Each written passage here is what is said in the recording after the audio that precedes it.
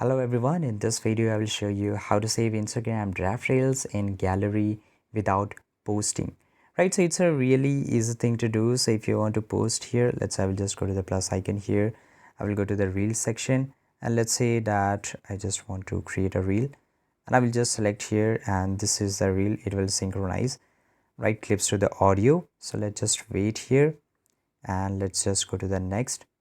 And so my reel has been created, right? And I will just go and click on the next. Right now here you can see here that I don't want to post this up. So here you can see this option save draft on the bottom left side corner. We have an option to save this reels. I will just go and click on save draft, right? And it has got to saved as a draft. So if I just go and close this up, I will just go and close here. I will just go to my profile icon, right? And if I just go to my reel section, you can see in the draft section it is still available. So this is how you can save Instagram draft reels in gallery without posting up. So if you want to save it up, actually you have to just open this reel here, right? And you have to go to the more option and generally you will not find it.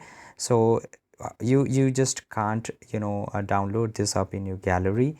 You have to upload and you have to save it, right? Even though if you just go to the edit section, we won't be able to find it. So because earlier in the post section there was an option to save this up.